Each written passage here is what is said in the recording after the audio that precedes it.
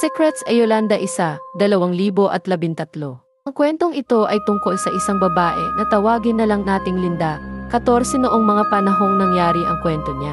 Bago pa man din tumama ang bagyong Yolanda sa Tacloban City. Meron silang katamtamang pamumuhay sa gitna ng bukid kung saan doon din ang kanilang pangunahing kabuhayan na pinapatakbo ng kanyang ama at ina. Noong mabalitaan nila na mayroong tatamang bagyo at hindi ito basta-basta, wala silang ibang nagawa kundi magdasal ng magdasal dahil wala naman silang kakayahan para umalis sa lugar. Naghanda din sila kahit papaano, gumawa sila ng paraan para mas mapatibay pa ang pundasyon ng tahanan nilang gawa lamang sa kahoy. Maging ang bubong ay dinamihan nila ang pampabigat dahil ayon ang pangunahin nilang proteksyon. Umulan ng ilang araw, nagbabadya na ang bagyo na unti-unti nang pumapasok sa bansa natin. Sakto lang ang pagkain na inimbak ng pamilya nila Linda dahil hindi naman nila inaasahan na tatagal ang bagyo. Hanggang sa November 8, alas 4 noon nagsimulang humagupit na ang bagyo.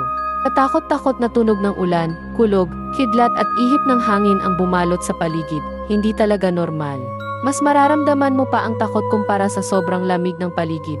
Wala silang nagawa kundi magyakapan habang unti-unting pumapasok ang tubig sa kanilang tahanan at nananalig na sana walang mapahamak kahit isa sa kanila.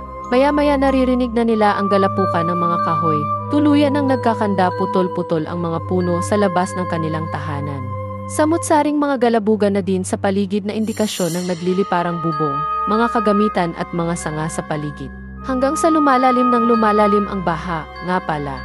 Malapit sila Linda sa dagat, unti-unting dumadampi sa kanilang mga tuhod ang patuloy na rumaragas ang tubig. Wala silang nagawa noon kundi kumilos na, kahit walang kasiguraduhan. Naririnig na din nila ang sigawan ng mga kapitbahay, may mga iyakan na din. Sinabihan sila ng kanilang ama na itali ang isa't isa para walang maghiwa-hiwalay dahil siguradong tataas pa ang tubig. Iyak na sila ng iyak noon dahil naawa sila sa kanilang ama na patuloy silang inaabutan ng mga gamit na maari nilang gamitin para manatili lang silang nakalutang. Nakalabas na sila sa bahay noon at hindi kapani-paniwalang pinsala ang tumambad sa kanila. Walang sinabi ang dilim pa ng paligid ng mga oras na yon para masaksihan kung paano nahihirapan ang bawat taong naroon sa paligid nila. Hanggang sa nagpatangay na lang talaga sila sa tubig, si Linda ang nanay niya at ang kanyang dalawa pang kapatid.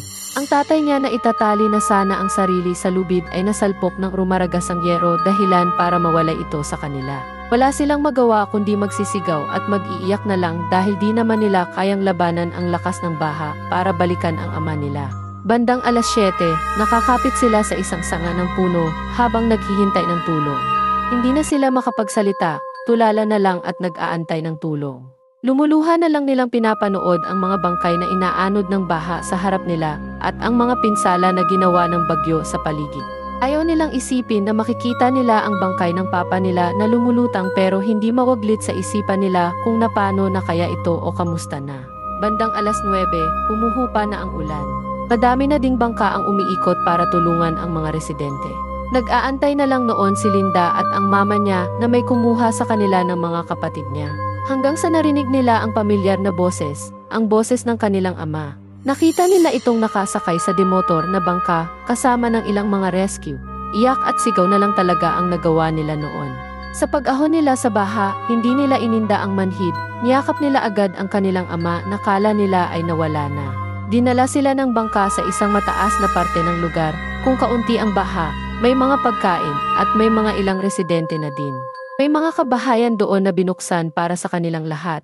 Ilan lang ang mga bahay na nanatiling nakatayo. Habang pinagmamasdan nila ang buong paligid, para silang nasa ibang lugar, nakakatakot, napakadaming bangkay, sira-sira at talagang pinadapa ang mga puno at kabahayan. Lahat apektado, negosyo, ari-arian. Matagal pang huhupa ang lahat kaya minabuti nila na hindi muna sila aalis kung saan sila naroon. Tanghali wala silang ibang naririnig kundi iyakan. May mga bangkay na walang pagkakakilanlan, meron namang mga hindi pa natatagpuan. Nagawan din lahat sa pagkain, halos magsakitan ang mga tao. Mabuti na lang marunong makontento sila Linda at kinakain nila kung ano ang binigay sa kanila. Sumapit ang gabi, madaming tao ang natulog na. May ilan namang nagbabantay sa paligid baka sakaling mayroong mga ilangan ng tulong. Habang si Linda at ang kanyang ama ay hindi makatulog, walang kuryente pero napakalamig ng paligid. Nakaupo ang kanyang ama sa harap ng bintana na parang mayroong tinitignan, alam niyang maawain ang kanyang ama at batid niya din na nakatitig iyon sa mga bangkay na nakalatag sa labas. Akma akong lalapit sa kanya, ngunit bigla siyang nagsabing, "Huwag ka maingay," bulong niya. Dahan-dahan siyang lumapit, tumambad sa kanya ang hindi inaasahang senaryo. May dalawang lalaki na nakaupo sa harap ng isang bangkay. Kung hindi siya nagkakamali, kinakain ng mga ito yun. Napatakip na lang ang bibig si Linda habang hinahawakan ng papa niya ang kamay niya para pakalmahin siya. "Pa, anong ginagawa nila?" Mahinang bulong niya. "Hindi ko alam kung mga aswang bayan o ano, pero gutom tayong lahat dito anak, hindi din natin sila masisisi." Bulong na tugon ng kanyang ama. Maya-maya ang dalawang lalaki ay naging 5, pare-pareha sila ng ginagawa. Kinakain nila yung mga bangkay doon, wala silang pag-aalinlangan at hindi man lang sila nandidiri. Inaya na siya matulog ng papa niya, baka daw mga balbal ang mga lalaki na yun. O yung mga aswang na sadyang kumakain ng mga bangkay, pwede ding mga desperado na lang talaga dahil gutom na gutom na. Kinabukasan tumambad sa mga tao doon ang kalunos-lunos na sinapit ng mga bangkay. Wala silang ibang sinisi kundi ang mga aso, pero isang ang sigurado si Linda at ang kanyang ama na alam nila kung sino ang may kagagawan noon.